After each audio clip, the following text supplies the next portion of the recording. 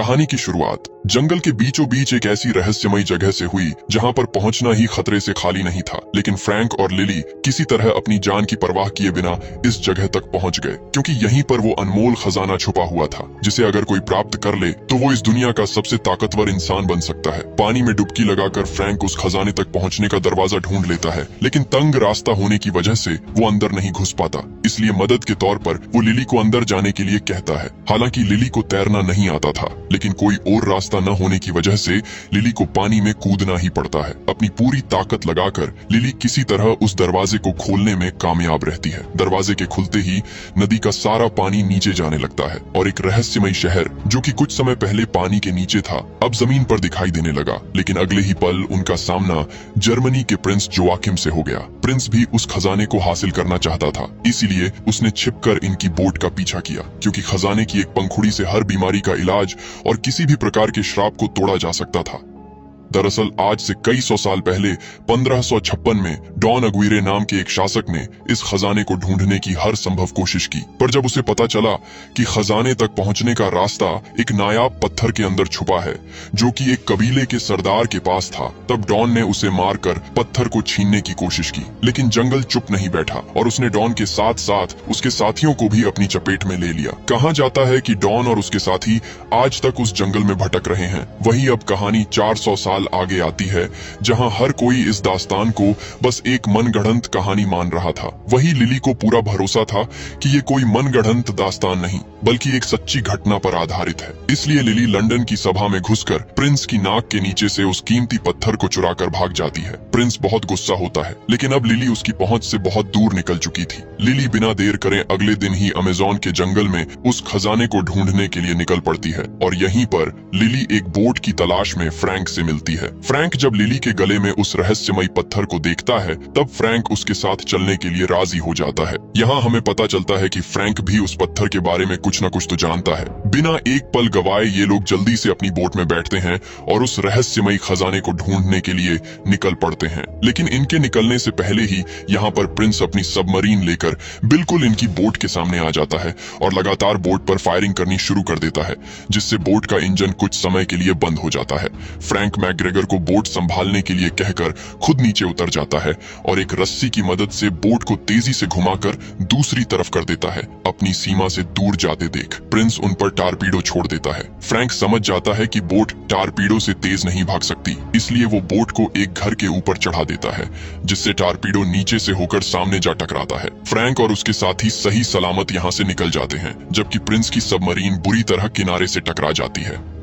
रास्ते में अद्भुत नजारों का आनंद लेते हुए यह लोग उस जगह को ढूंढते हुए आगे बढ़ने लगते हैं। थोड़ी आगे आने के बाद नदी दो रास्तों में बढ़ जाती है। नक्शे के हिसाब से इन्हें राइट साइड की तरफ से जाना होता है, लेकिन फ्रैंक उस रास्ते से जाने से मना करता है क्योंकि उस तरफ नदी का पानी बहुत तेज गति से बहता है। लेकिन लिली उसे फिर भी उसी रास्ते पर बोट को मोड़ने के लिए कहती है, क्योंकि इस तरफ से खजाने तक जल्दी पहुंचा जा सकता है। फ्रैंक भी उसकी बात मानकर बोट को राइट साइड मोड़ देता है। अब सूरज भी ढलने लगता है, इसलिए फ्रैंक बोट को एक किनारे पर लगा देता है और सभी यहीं पर रात बिताने का फैसला करते हैं। रात को जब सभी बोट पर बैठे होते हैं तभी मैकग्रेगर पर एक जंगली बिल्ली हमला कर देती है, लेकिन फ्रैंक उसे शांत करता है क्योंकि वो फ्रैंक की पालतू थी और अब तक इसी बोट में छुप कर बैठी थी। वहीं दूसरी तरफ प्रिंस उस जगह पर पहुंच जाता है जहां डॉन अग्विरे को आज से कुछ 100 साल पहले सजा मिली थी। प्रिंस जानता था कि नदी के पानी से उन्हें इस बंधन से मुक्त किया जा सकता है, इसलिए वो कुछ पानी की बूंदें डॉन के ऊपर गिराता है। पानी की बूंदें लगते ही पत्थर को चीरकर उसमें से सांप बाहर आने लगते हैं। प्रिंस उनसे बात करता है और कहता है कि वो उन्हें नदी का पानी देगा,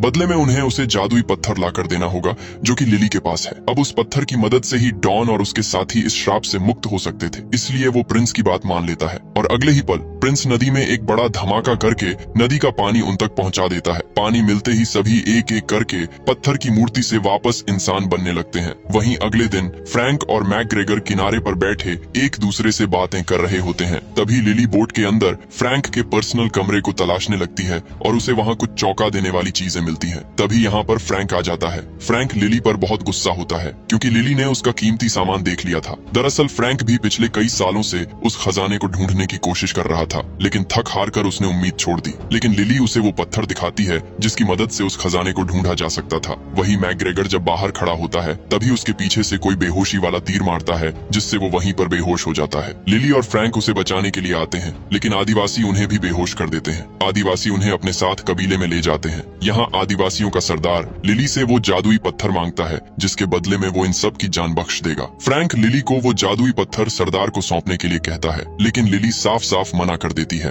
और अगले ही पल लिली अपने हाथों की रस्सी काटकर आदिवासियों से लड़ने लगती है। और तभी सरदार लिली के सामने आता है और हंसते हुए अपना मास्क उतारकर फ्रैंक से कहता है कि बस अब ये नाटक और नहीं हो सकता। मतलब ये सभी कबीले वाले लोग फ्रैंक को पहले से ही जानते थे और इनको अगवा करने का प्लान भी फ्रैंक का ही था, क्योंकि वो लिली को डराकर उससे वो जादुई पत्थर हासिल करना चाहता था। लिली फ्रैंक की इस धोखाधड़ी पर बहुत गुस्सा हो जाती है और उसे एक जोरदार थप्पड़ मारती है। इसके बाद लिली कबीले की सरदार को वो पत्थर दिखाकर खजाने का रास्ता पूछती है। सरदार कुछ अजीब से मंत्र पढ़ती है और लिली को रास्ता पता चल जाता है जहाँ पर वो खजाना मिलेगा। सरदार एक जरूरी बात बताती है कि खजाना सिर्फ तब तक ही रहेगा जब तक चांद की रोशनी उस पर पड़ती रहेगी। अब खजाने का पता लगते ही लिली बिना एक पल गवाए निकलने की तैयारी करने लगती है, लेकिन वो फ्रैंक को अपने साथ नहीं लेकर जाना चाहती थी, क्योंकि उसे अब फ्रैंक पर भरोसा नहीं रहा। अब तक डॉन और उसके साथी भी यहाँ पर पहुंच जाते हैं। फ्रैंक जल्दी से लिली को अभी निकलने के लिए कहता है और तभी इनके रास्ते में डॉन आ जाता है। अब यहाँ पर सभी लिली के पीछे पड़ जाते हैं, क्योंकि उसके पास ही वो जादुई पत्थर था जिसे डॉन हासिल करना चाहता था। लेकिन फ्रैंक लिली को हर मुसीबत से बचाता हुआ बाहर निकलने की कोशिश करता है। तभी डॉन का एक साथी लिली को पकड़कर उससे वो पत्थर छीन लेता है और डॉन को पकड़ा देता है। डॉन पत्थर को लेकर यहाँ से निकलने ही लगता है कि तभी फ्रैंक उसके रास्ते में आ जाता है। फ्रैंक बार बार सांप के मुंह से पत्थर को छीनने की कोशिश करता है, लेकिन डॉन तलवार लेकर फ्रैंक के आर पार कर देता है। गिरने से पहले फ्रैंक पत्थर को छीन लेता है और नीचे गिरते हुए लिली को पकड़ा देता है। पेड़ों से टकराता हुआ फ्रैंक नीचे नदी में जा गिरता है। अब पत्थर लिली के पास था, इसलिए सरदार लिली को नदी से जितना दूर हो सके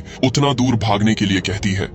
लेकिन डॉन और उसके साथी लिली का पीछा नहीं छोड़ते और जैसे ही डॉन लिली से वो पत्थर लेने वाला होता है तभी नदी उन्हें अपनी तरफ खींच लेती है। यहाँ हमें पता चलता है कि श्राप की वजह से डॉन या उसके साथी नदी से दूर नहीं जा सकते, क्योंकि नदी ही उनके लिए जीवित रहने का एकमात्र जरिया है। इसलिए डॉन प्रिंस को लिली की लोकेशन बताने के लिए कहता है, समझ गए ना, युवराज को खबर दो। क्योंकि जमीन पर प्रिंस ही अकेला ऐसा बंदा है जो लिली तक पहुंच सकता है। वहीं अब सुबह भी हो जाती है और लिली अपने साथियों को ढूंढती हुई आगे बढ़ रही होती है। तभी उसे रास्ते में फ्रैंक मिलता है, लेकिन हैरानी की बात ये थी कि तलवार दिल के आर पार होने के बावजूद भी फ्रैंक अभी तक जिंदा था। अब यहाँ पर फ्रैंक सबको अपनी असली सच्चाई बताता है। फ्रैंक बताता है कि वो और डॉन दोनों सौतेले भाई थे। एक दिन डॉन की बेटी की तबीयत अचानक से बहुत खराब हो गई। उसका इलाज सिर्फ चंद्र वृक्ष की पंखुड़ी यानी उसी खजाने से ही किया जा सकता था। इसलिए डॉन फ्रैंक और अपने साथियों के साथ उस पेड़ को खोजने के लिए निकल पड़ा, लेकिन लाख कोशिश के बावजूद भी उन्हें वो पेड़ नहीं मिला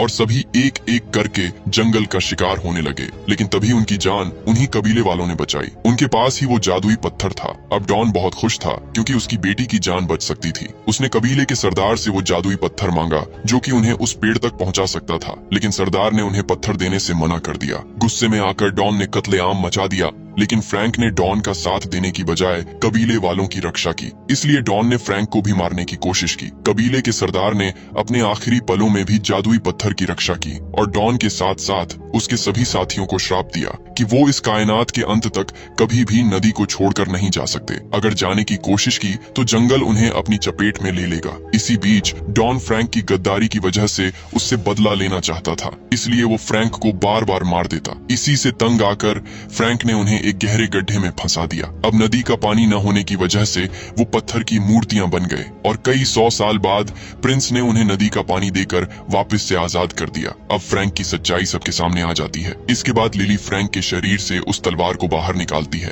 अब मैकग्रेगर के पैर में गहरी चोट लगे होने की वजह से लिली उसे कबीले वालों के पास रुकने के लिए कहती है और खुद फ्रैंक के साथ उस खजाने को पाने के लिए निकल पड़ती है। वहीं प्रिंस को भी अब उनकी लोकेशन का पता चल जाता है, लेकिन प्रिंस के वहां तक पहुंचने से पहले ही लिली वहां से निकल चुकी थी। लेकिन प्रिंस लिली के भाई मैकग्रेगर को पकड़ लेता है और जबरदस्ती उससे लिली का पता उगलवा लेता है। वहीं दूसरी तरफ फ्रैंक और लिली दोनों उस रहस्यमयी जगह पर पहुंच जाते हैं जहां पर वो जादुई पेड़ मौजूद था। लिली बिना एक पल गवाए पानी में डुबकी लगाकर उस पेड़ तक पहुंचने का दरवाजा खोल देती है और अगले ही पल सारा पानी नीचे जाने लगता है और एक अद्भुत जगह पानी के ऊपर आ जाती है। इससे पहले कि ये दोनों अंदर जा पाए, यहाँ पर प्रिंस लिली के भाई मैकग्रेगर को लेकर पहुंच जाता है। वो सभी को को बंदूक की नोक पर लेकर लिली से जादुई पत्थर ले लेता है। इसके बाद प्रिंस फ्रैंक को बोट को अंदर ले जाने के लिए कहता है। अंदर पहुंचते ही वो जादुई पेड़ बिल्कुल इनके सामने था, लेकिन अभी ये पूरी तरह बेजान है। जब चांद बिल्कुल इसके ऊपर होगा तभी उस जादुई पत्थर की मदद से इस पेड़ को वापस जिंदा किया जा सकता है। कुछ ही देर में चांद अपनी जगह पर आने वाला था, इसलिए प्रिंस फ्रैंक और लिली दोनों को जल्दी से पेड़ को जिंदा करने के लिए कहता है। बदले में वो उन्हें भी एक पंखुड़ी देने का वादा करता है। अब चांद भी बिल्कुल ऊपर आ जाता है। फ्रैंक और लिली किसी तरह पहेली को सुलझा लेते हैं और जैसे ही पत्थर अपनी सही जगह पर लगता है पूरा पेड़ दोबारा से जिंदा होने लगता है और चांद की रोशनी पड़ते ही